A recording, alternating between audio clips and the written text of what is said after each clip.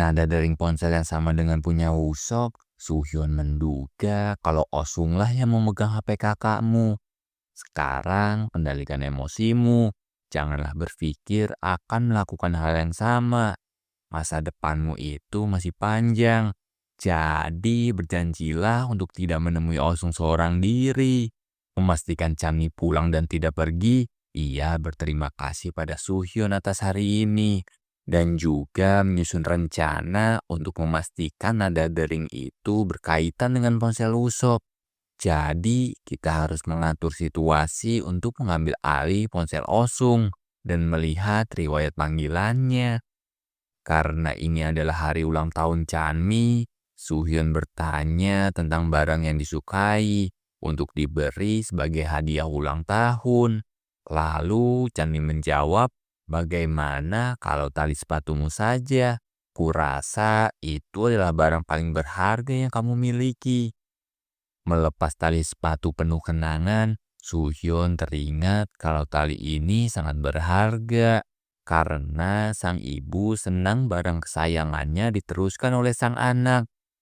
Esok paginya menunggu Chanmi keluar, Suhyun memberi makan si kucing. Kemudian ia menyapa Chanmi sambil menunjukkan tali sepatu merah kesayangannya. Dan Chanmi pun masuk lagi untuk memasang tali ini. Rasanya bahagia sekali. Namun Suhyun mengingatkan jika tali ini sudah tidak terpakai lagi, jangan dibuang, kembalikan saja padaku. Menyelidiki bukti berupa barcode, sang polisi sempat kesulitan karena hanya bagian belakang yang utuh. Sampai akhirnya sang polisi pria bertemu Pak Penjaga ruang belajar. Ia menjelaskan kalau itu mirip dengan kepunyaan kami.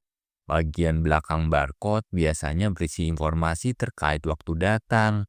Jadi mungkin kami bisa bantu. Selesai mencatat kejadian di sini, sang polisi pria mengatakan kalau tidak menemukan apa-apa dan menyemangati rekannya untuk terus berusaha. Sang gadis pirang yang merasa situasi semakin memburuk, coba berdiskusi agar kita punya cerita yang sama. Jadi saat kemarin polisi menggeledah loker untuk mencari barang bukti, untungnya Chanmi sudah mengambil tas yang dipenuhi barang bukti yang dicari polisi. Jika tidak, mungkin Suhyun sudah ditangkap dan dijebak untuk menanggung 3 kasus sekaligus. Lalu, siapa pelaku yang memotong rem dan merusak tempat Chanmi? Apakah Ji Hyun ataukah Osung? Secara mereka berdua sangat benci dengan Chanmi. Gimana kalau kita periksa ponsel Osung dan mencari barang bukti? Rencana pun dimulai. Ketika Osung memegang ponselnya, sang gadis pirang memukulnya dari belakang, membuat keributan kelas berjalan panjang, dan Ajung langsung mengambil ponsel itu. Kemudian pergi meninggalkan kelas menemui Suhyun. Di dalam toilet, ia memeriksa ponsel Osung. Ternyata tidak ada panggilan apapun, karena ini adalah ponsel baru. Mulai mencari dan mendekati titik lokasi, ternyata tidak ada siapapun. Hanyalah tinggal sebuah ponsel dengan notifikasi. Sebelum pergi, ia mengatakan akan menghancurkan seseorang jika ketahuan ada pencuri. Merasa sudah aman, Suhyun pun berniat memasuki kelas. Namun di belakang sana, Osung melihat kalau ternyata Suhonlah yang keluar dari toilet. Merasa curiga tentang Osung yang mengganti ponsel semenjak 4 hari lalu, apakah mungkin dia tahu semua tentang kita dan perlahan coba menghilangkan semua barang bukti, termasuk ponsel Wusok. Polisi pria kini menemui pimpinan polisi di rumahnya. Sang ibu menebak kalau mungkin ada urusan pribadi. Sedangkan di jalan gelap, Suhyun merasa ada yang membututinya dari belakang. Refleks yang dimiliki dari latihan bela diri, Suhyun membalikan keadaan dengan tangan kosong. Ternyata dia adalah Sejin. Lalu dibawa pulanglah untuk diobati. Ia menjelaskan alasannya menyerang Suhyun karena ia menduga kalau dialah pelaku sebenarnya. Tali merah bersepatu putih, ia hanya Suhonlah yang sering memakai itu. Sejin juga meminta maaf karena sudah mencurigai dan merusak seluruh barang Chanmi.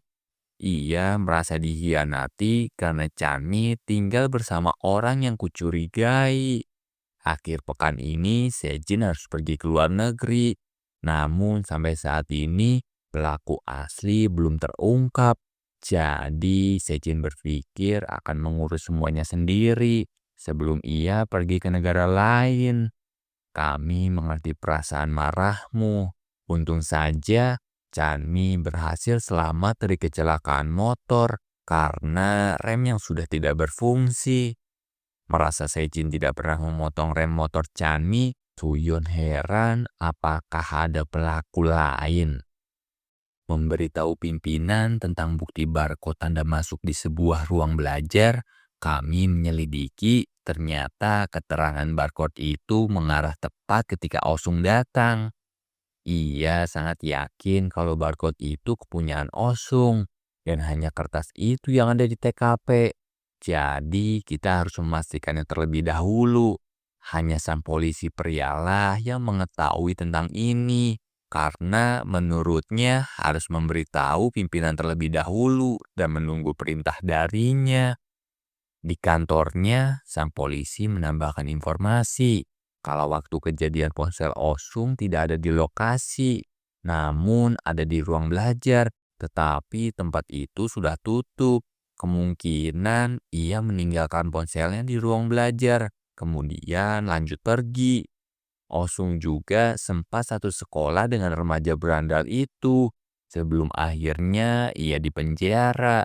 Pimpinan pun menyuruh untuk merahasiakan hal ini, karena akan bertanya kebenaran dari anaknya secara langsung di rumah. Sedangkan polisi wanita melihat rekannya murung setelah keluar dari ruang pimpinan. Karena beberapa hari Suhyun tidak masuk sekolah, ia mendatangi Ji-hyun untuk minta berbagi catatan pelajaran. Dengan senang hati, Ji-hyun pun mengajak Suhyun untuk belajar bersama di rumah. Karena buku catatannya semuanya ada di rumah. Sedangkan Chanmi memilih pergi karena saat ini ada latihan. Di lapangan, Chanmi menyapa Jebum dan minta bantuan untuk ditemani menemui Osung. Karena ia merasa bersalah dan ingin meminta maaf atas keributan kemarin dengan Ji-hyun. Jebum pun mengiyakan dan meminta Osung untuk datang sepulang sekolah nanti. Telepon kantor berdering, ia mencari si polisi pria. Namun dirinya tidak ada di sini. Si petugas CCTV menanyakan apakah masih butuh rekamannya. Karena belakangan ini ia tidak menghidupkannya karena menjaga supaya tidak terhapus. Sang polisi wanita pun menjawab kalau akan segera pergi ke sana. Kemudian melihat rekaman dengan jelas kalau ternyata Osunglah yang ada di sini. Tapi kenapa rekanku tidak memberitahu? Berdiri menyapa sang rekan untuk mengajak makan, justru seketika ia marah besar karena merasa dikhianati. Polisi macam apa kau ini? Beraninya menyembunyikan fakta dari bukti. Menunggu Chanmi yang tak kunjung datang, Osung bertanya kenapa lama sekali. Namun Jebu minta sedikit bersabar. Sedangkan Chanmi dari seberang kafe memantau mereka dan bertanya kepada Suhyun. Suhyun pun kini telah masuk ke rumah Ji-hyun yang kebetulan lagi sepi dan mengabarinya. Menunjukkan ruangan di sini, Ji-hyun pun lalu menyiapkan diri di kamar. Bergerak cepat menyelinap mencari barang yang mungkin akan jadi petunjuk, Suhyun mencurigai loker yang terkunci.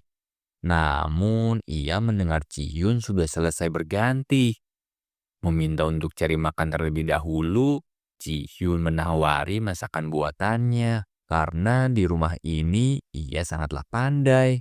Tapi sebelum itu, ia memfotonya dan membagikan ke sosial media. Karena ini adalah momen bahagia.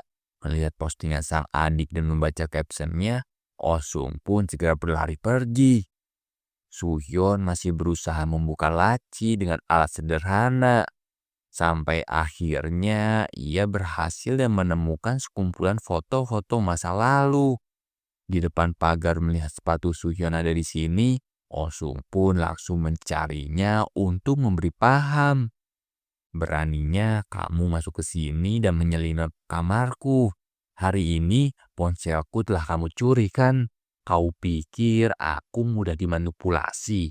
Jadi jangan berpura-pura dan terima ini.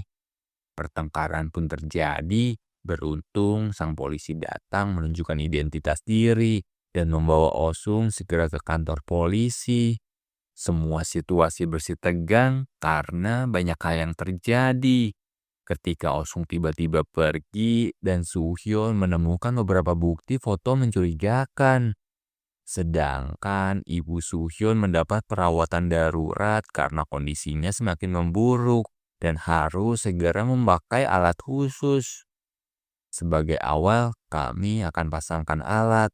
Namun setelah beberapa waktu nanti, rumah sakit akan menagih semua terkait biaya. Intinya akan segera aku lunasi. Jadi lakukan yang terbaik.